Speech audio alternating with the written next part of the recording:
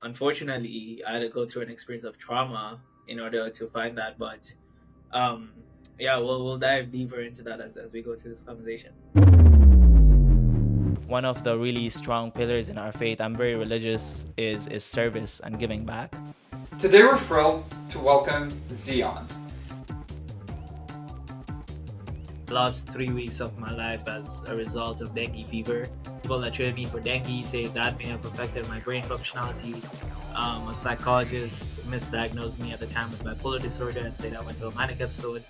My parents are spiritual, so they went to like religious priests, and they said that I was possessed. And watched this documentary on Al Jazeera named India's Menstruation Man.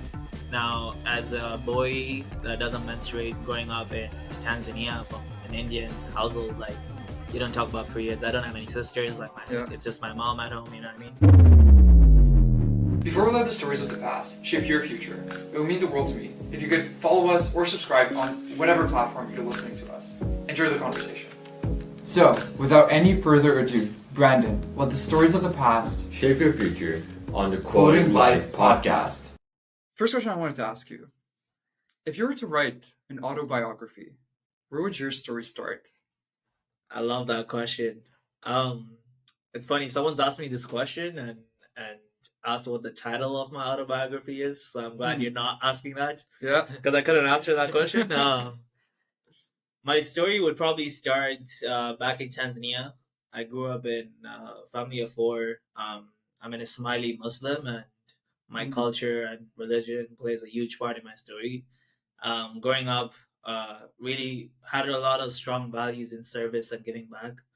And so from a very early age, I was involved. My parents would sign me up for everything like that's related to service. So in the mosque, everything from arranging the shoes to giving people water to like the most random things. And from a very early age, I think that idea of service and giving back was really ingrained in me. And then from there, kind of over the years, I was doing stuff for the sake of it, and more so because my community and my friends were doing it, but kind of lost the element of like that why, right? And so it was only until 15, and I'm sure we may dive deeper into this, um, that I was able to find why, and I was able, and unfortunately, I had to go through an experience of trauma in order to find that. But um, yeah, we'll dive deeper into that as we go through this conversation. Sure. How did you come across finding your why, or even that concept of like having a why? Yeah, Is it, like so it's online or? Yeah, no, so it's something I never came across until I experienced. I think it was I'd say a near death experience. I lost 3 weeks of my life as a result of dengue fever, and so it was the last day of school. I went to boarding school in Kenya. After my first year, on the last day, there was a dengue fever outbreak, and everyone in my school got dengue fever. But I would make fun of everyone. I'm like, yo, like it's last day of school, I'm not gonna get it. And karma does this thing, and I did get it. Yeah.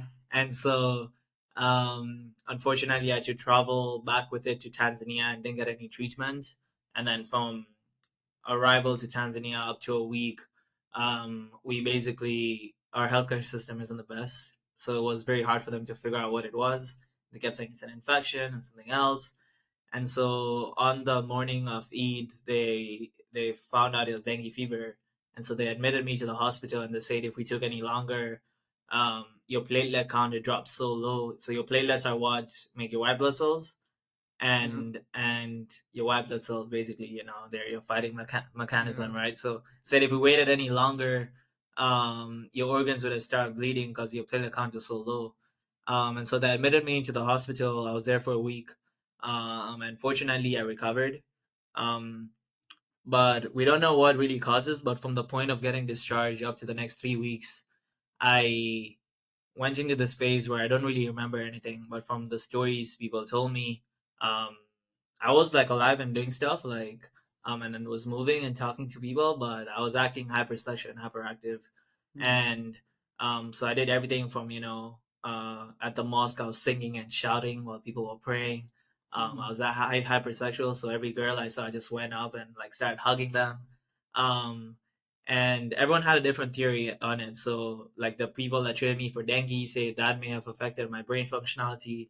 A psychologist misdiagnosed me at the time with bipolar disorder and said I went to a manic episode. My parents are spiritual, so they went to like religious priests, and they said that I was possessed. And so everyone had a different theory, and then 3 weeks later, I wake up in my bed, I check my phone, and I see the date, and I'm like, yo, why is my phone acting up? The date seems wrong. Like the last thing I remember was yesterday, which was the day I got discharged. So the date on my Oh wow. calendar is wrong, right? And so I go on social media and I'm looking at like all these different things, and something's not adding up, and I'm like, okay, something's wrong. Like this is definitely like something's not adding up. And so I call my parents, and they come back home, and their first reaction was they were relieved, and they're like, okay, now he knows what's happening and he's trying to make sense. And so it took me around another week to fully connect the dots, because I only remembered getting discharged from the hospital.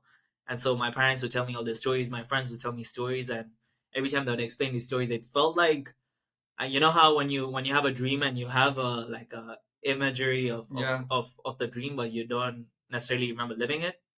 So it felt like the same way. And eventually after that, I go back to, so I recover, and things start to make sense, and my parents didn't want me to go back to school. They're like, what if it happens again? But I convinced them to go back to school, and it's weird how the timelines align. But right after I go back to school, I have this opportunity to start up a school project. I could do anything on my choice. It was a part of my school curriculum. Yeah. And that is when I had the opportunity to start my nonprofit that we'll talk more about. But it's weird, and the nonprofit is what made me really realize my why. And looking back, I'm like, if I didn't go through that experience that I went through, um after that, I wanted to become more intentional with my life. I wanted to, think about the legacy I want to leave behind. I wanted to think about who am I and what do I want to be remembered for. And as I started asking myself these questions, the only answer was my purpose in this life, and my why is to serve. And I've been doing that for the last 6 years. Why did that experience specifically made you have that realization? Since you didn't remember most of it, how come it had this trauma? Is it because I think it's less traumatic looking back, and it's more of like a wake up call. It that feels life is so short? exactly, I think exactly, that. because right before that I was taking like everything for granted, right? Like my education, I didn't really live with any intention and didn't really have any goals. Like right before that, when I was in school, like I was just any other student. My grades weren't the best, like just an average person. All I do with my friends is talk about like girls and having a good time, and like never really lived life more intentionally. But going through that experience and coming so close, losing 3 weeks of my life made me realize that I didn't have any control during those 3 weeks. And so after that, I promised myself that I'm gonna have all control of my life and live with intention, live with purpose, and live with that why. It makes me think even sometimes we take for granted just being able to, walk or Yeah. being able to have like two hands. Like some Yeah. people don't have that privilege and we don't realize the control we have over our lives right now Exactly. and how that can just be stripped away from us at any second. So Yeah, I definitely say that experience. Like I feel like we know these things, right? Like we like when you're from your kid, like don't take life for granted. Take the small things in life for granted. But when you actually experience it, it's different, right? And when it's really taken away from you, like I don't know, like if I'd ever come out of that state. And there were points when apparently when I was in those 3 weeks where because people didn't understand what was going through me, right? Like my parents were so confused, like no one has seen something like that, never seen this side of me. And so, what if I never came out of that stage? And that's a question I asked myself, and that's what reminds me, that I need to live. I got a second chance.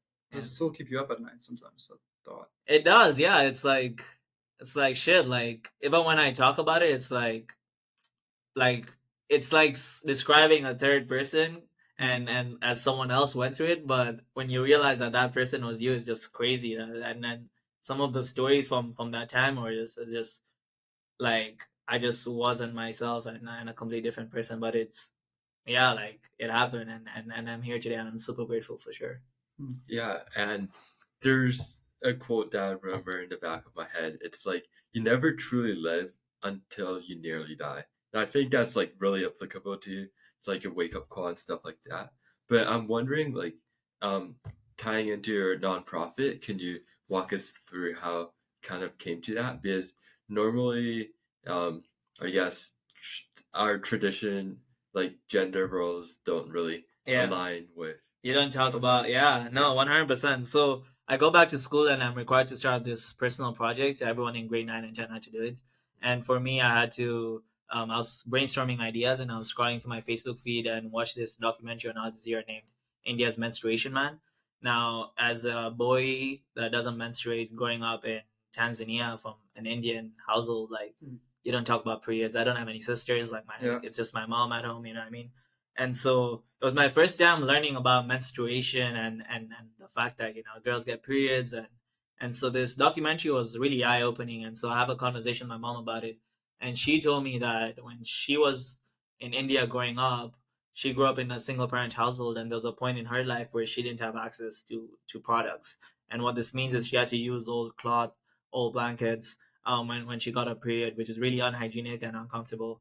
And so I do my research after this conversation and I find out that over 500 million people that menstruate don't have access to products. Wow. And that's an average of 1 in 10 menstruators. So every 10th menstruator you see in this world doesn't have access to products. What does this mean? They use old rags, cloth, leaves, blankets, bleed free, sometimes straight sexual activities in order to get access to products. What's worse is that there's a taboo and stigma that's associated with this issue. Absolutely. And so the reason why there's no solutions out there is because most people don't even know it's a problem, right? Because no one talks about it culturally, right? And so the more I spend time on this, I'm like, like I want to do something about this. And in East Africa at the time, around 65% of the menstruators didn't have access, which is a huge number. And so for my school project, I went online, did some research, came across different prototypes for reusable menstrual products, learned how to stitch, came up with my own prototype that will last for 6 months, gave it to my friends to try out, and then got feedback. And then for my school project, was able to support 22 menstruators in my community in Tanzania.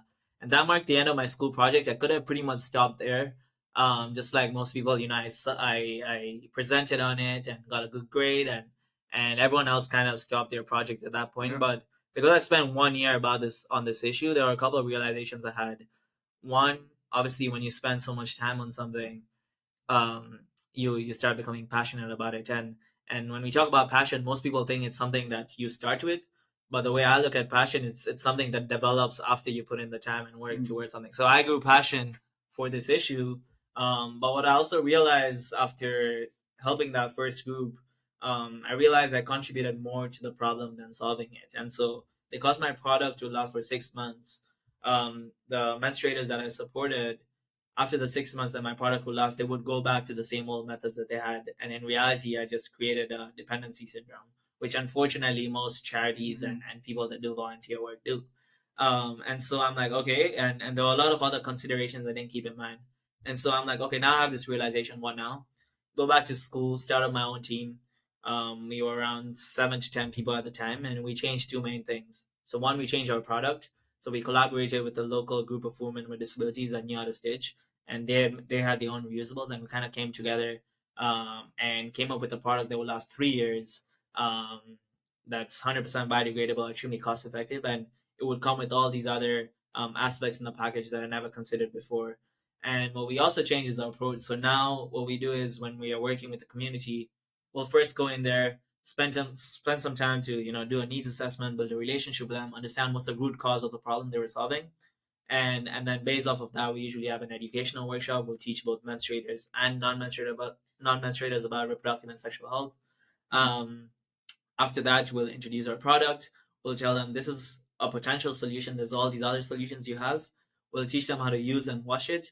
But what we'll also do is we'll teach them how to make their own. And the good thing about that is it's this whole idea of don't give a man a fish, but teach them how to fish. Yeah. That's exactly what we do. So now we know, since we use locally available materials, after the 3 years that our product lasts, these menstruators that we support can have lifelong access, right? Because we're giving them a skill. And what we've also seen is in groups that we've worked in, let's say if there's a group of 1,000 and we work with 10 menstruators, pass on the skill to them, those 10 usually pass on that skill to 10 others, and those 10 pass on to 10 others, and then Creating an eventually, ongoing effect. exactly, and eventually the whole community then has access to the skill and hence the product, right? And we're solving it on a community level. And then we usually end with a celebration and review phase where we assess the impact of our work, get feedback from them, celebrate with the community, and then move on to another group. And to date, it's been 6 years now since we've been doing that, and we've been able to support over 20,000 people, worked in 10 countries around the world, raised hundreds of thousands of dollars, and had an amazing team of like over 150 volunteers in all the places we've worked in. Yeah. Adam and I went to the Harvard Social Enterprise Conference this year, and there was someone that pitched a very similar kind of like company and stuff. Do you find competitors in the space, or do you see yourself collaborating with other people doing similar projects? Yeah, I think that's something I always think about. I think initially when you do start off, like everyone thinks like, oh, they're the first ones to come up with the solutions and they want to be the only ones there, and everyone else is competition. But the way I look at it is we really prioritize collaboration over competition, and so everyone in the space, like we've partnered up with over 50 to 100 plus organizations in the space. We do a lot of programming, and our whole model more recently has been partnerships and how do we map all the stakeholders in the space and then just connect the dots. And so a lot of my work recently has been, I'm here in Vancouver. I have partners in the US that have funding, and then I have partners in like a project within Bangladesh where they're on ground and they have volunteers to provide the solution. And we have designs and prototype that we've worked at that works.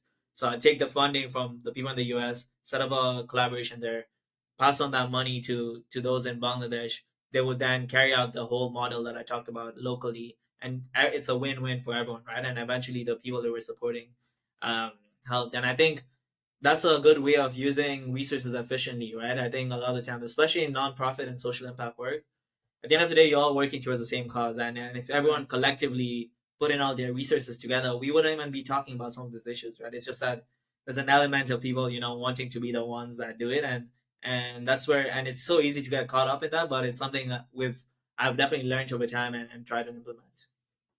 You have close to 6,000 followers on LinkedIn, 4,000 on Instagram.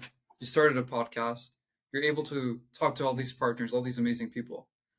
What is it about you that makes people move or attract towards you? That's a good question. I would say I don't know if it's anything about me. I think it's more so about, first of all, I want to acknowledge that like I've gotten very lucky to have the opportunities that I've had, Why do you right? say that? I don't know. I feel like not everyone has had the privileges that I have, and I want to acknowledge that there've been so many people in my journey. Like I'm on a full ride scholarship here. When I was in high school, I was on over 50%, financial aid. Um, I've had so many opportunities where people have, paid for me and blessed me with the chances to do what I want. My parents have made so many sacrifices, and so like I definitely represent, like, for every Ziyaan that's there's so many other people that don't get these opportunities, and I want to acknowledge that. And for me, it's, I see myself in a position of privilege, and what I stand for and the values that I bring, I think, is maybe what people are, what people see as unique, or are driven towards. And I wouldn't say I'm perfect, or I wouldn't say I've arrived. Like I definitely think I'm on a journey, and I'm nowhere close to achieving what I want to achieve. And I'm constantly learning and developing. And I don't know, I feel like, yeah, I've always tried to stay true to myself and be vulnerable and be open about some of my challenges. And maybe on social media, like that's what people like to see, that element of authenticity and just being yourself. A lot of people out there put on this facade, right? And for me, I've always tried to be honest and genuine on all of my platforms. What's your ultimate goal? Like, you're still young, you still got a lot to accomplish in your life, and you're already doing so much. Where do you see yourself in like 10, 20 years down the road? I would say I'm not one of those people that has like a 10-year, 20-year plan. Like if you asked me this question 5 years ago, I wouldn't know I'd be here 5 years now. You know what I mean? And I live life like by the day, and however, I would say I do have certain principles and certain values, and my theory of change that I want to build for myself. So the way I look at myself right now is, I have taken a couple steps back from my nonprofit, and I think a great person in leadership knows when it's the right time to step back. So I've definitely done that, and right now I spend the way my theory of change is basically, I think there's an element of business, nonprofits, government, and media, and every day I try to place one brick on all those different four buckets that I have. And so I have my nonprofit and the other social impact work that I do with other organizations.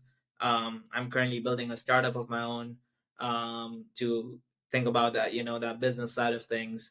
Um, with media, I have my personal brand and the podcast, as you mentioned.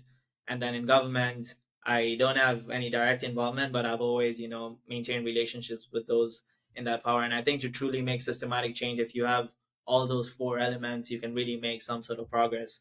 And so for me, every day it's like, how can I make 1% progress towards reaching that? A couple of years ago, I was like, you know what, I want to have an impact on 1 billion people. But looking back, I don't necessarily think that's the goal. For me, it's like, if my message and everything I stand for can have some sort of impact or make some sort of progress in one person's life, I think that's what matters, right? And if I went through that experience I went through 5 years ago today, I wouldn't have any regrets, and I wouldn't have felt like, I didn't live a life of purpose and intention, and that's what I strive for every day. I was listening to something the other day, and it was saying how at the beginning they were so focused on trying to impact as many people as they could, and then they just realized that sometimes impacting one person on a profound level Yeah. is so much more meaningful. And that's what matters, right? That's what people get wrong. I feel like our generation, we are so, there's so much information, social media, everything that's out there, and it's like, yo, I want to help 1 million people, I want to change the world, quote unquote, but like, what does that really even mean? You know what I mean? Like, if even through this conversation that we're having, one person's listening, and they will make some sort of progress in their life, like, for me, that's purpose, and that's what I stand for. It seems like your mother had a huge impact on your life, and also that you grew up in this like open household. Could you speak more to that and Yeah, how your household was growing up? yeah, 100%. So we're a very small family. It's me, my mom, my dad, and my older brother. Um, all three of them have had such a huge role to play, and my mom really, like, her story inspires me every day. She grew up in a single parent household.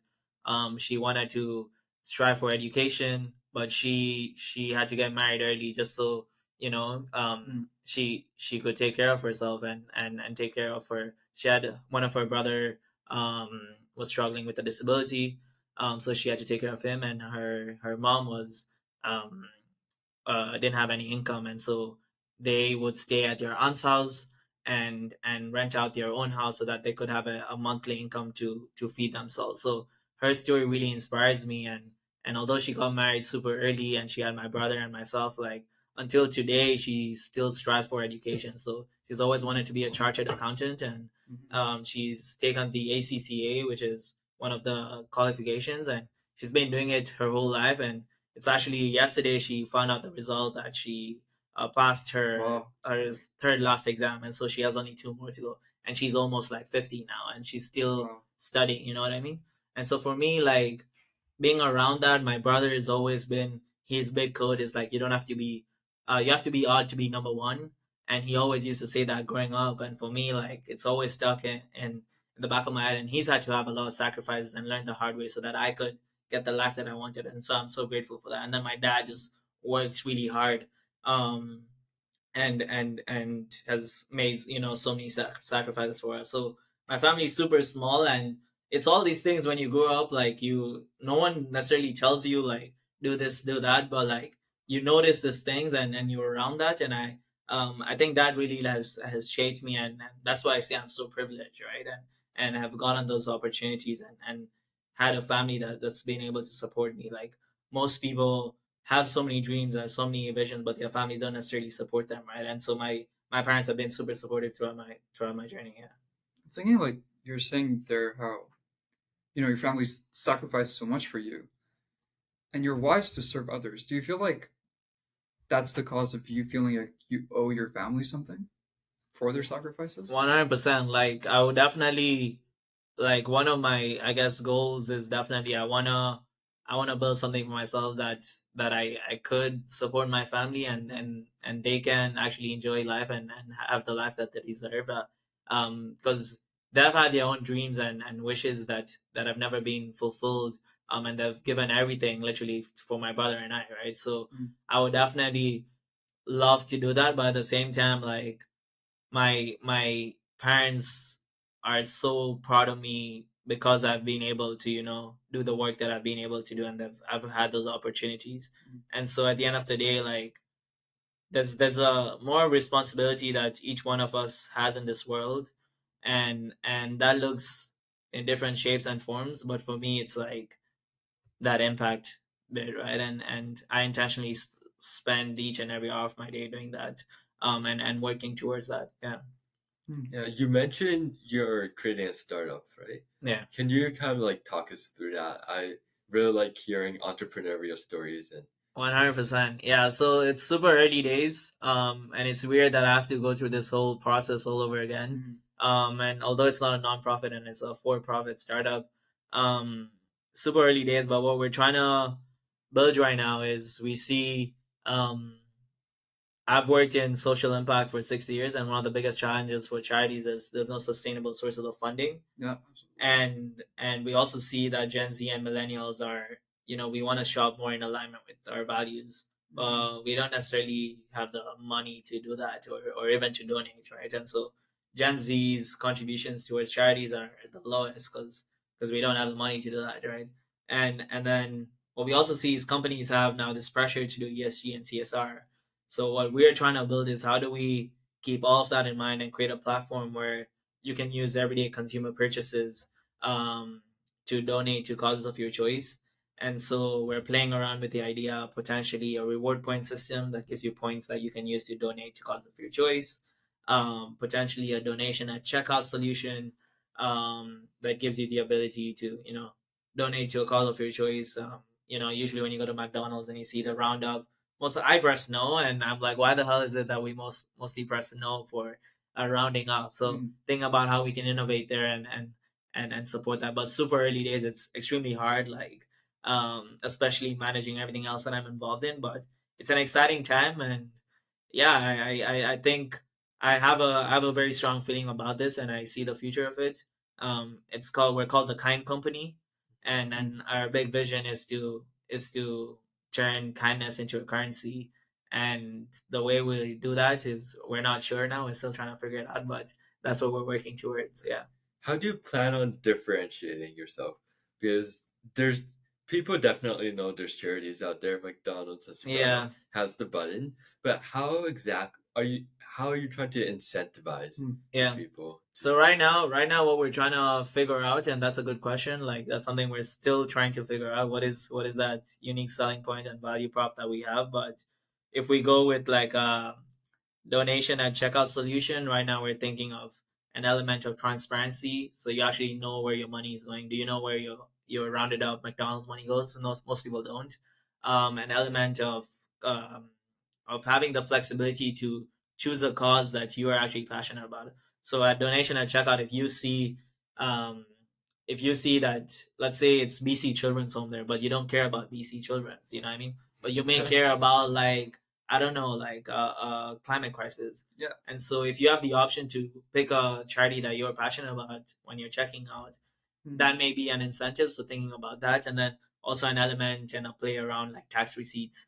Most people for micro donations don't actually use those. Don't one get tax receipts for micro donations, and two, um, don't necessarily use those if they do get it. And so thinking about a play there, but again, super early days, something we're still trying to figure out. I'm open to ideas and having conversations around that. Yeah. And one thing I wanted to ask as well is, you seem to be doing so many things. I'm sure you're foregoing something, or you're not doing something because you're doing all these things, whether it's more time with family or more time with friends. What do you feel has been your biggest cost in doing all these entrepreneurial ventures or starting a podcast? I think more recently, I've definitely learned the hard way. I went through an episode of burnout and had to learn the hard way. But the sacrifices I made when I started For The Menstruator and grew it and it became what it was definitely, it affected my social life, and the trade-off was there.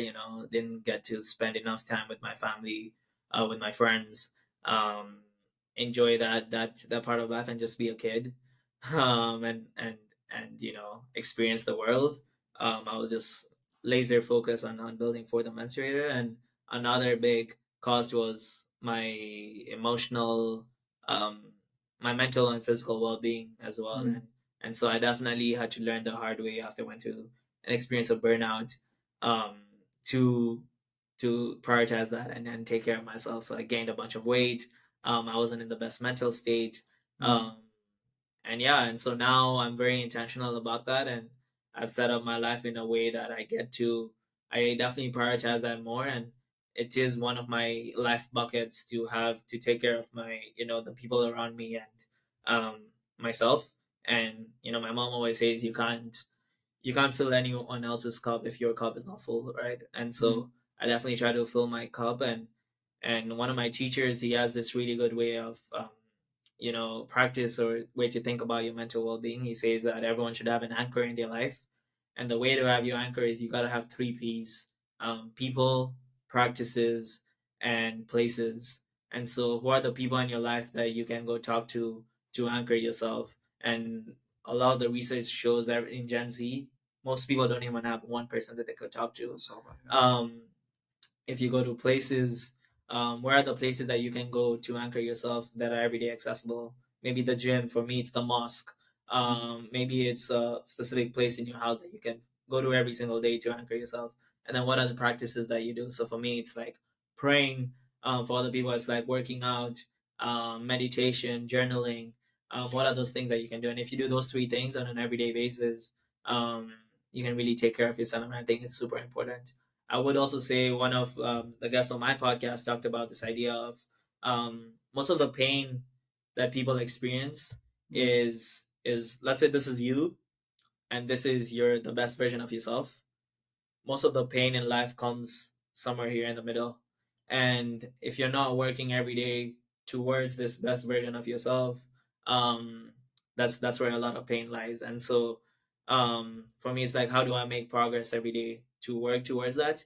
And as humans, the way we work is once you do get there, that will also move further ahead. You know what I mean? Because we're never satisfied. Absolutely. And so, how do you think about that when you do stuff?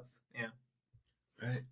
Something that we like to do with our guests is to give them a quote from our previous guest and get your thoughts on it. So our quote comes from the Dean, and this quote's by Steve McQueen. So it's attack life, it'll kill you anyway. Repeat that. Attack life, it will kill you anyway. What are your thoughts on it? I think something I reflect on a lot is there's an element in my journey that I realize, and as much as people around me don't get to see it, but you do become complacent after you do have a certain taste of what you define as success. And so I think this quote is just referring to, how is it that you don't become complacent and continue to, make specific progress every day. And it goes back to that same analogy of, your best self and you. And if you stay here, you're gonna be killed, as the quote says, right? And so how do you work every single day to make some sort of progress and attack life in order for you to get here? And yeah, I think super powerful. I think just there's an element of intentionality, and as we mentioned, I think it starts with why, and it starts with your purpose. So actually doing the work. Like I don't want anyone to go through the experience that I went through in order for them to find their purpose. And the reason why I share my story is so that people can see that I went through this. And there's so many entrepreneurs, successful people that I talk to, and all of them have this same um, underlying theme of the overcoming adversity and having to experience that in order for them to find their why. And the reason why I share my story is so that no one else has to experience that. And this can be the story that they tell when they're on a podcast like this, right? And they're like, I heard this podcast from this guy called Ziyaan, and he talked about how he almost lost his life and he found his why. And that is what inspired me to change things, the same way I talked about in that documentary I watched. You know what I mean? Yeah, and I think I'll end it there. Thank you so so much. much. Thank you so much for making it to the end of this episode. As a growing channel, it would be so amazing if you would take 1 more minute of your day to reshare this episode on any platform you're liking. Hope to see you next week.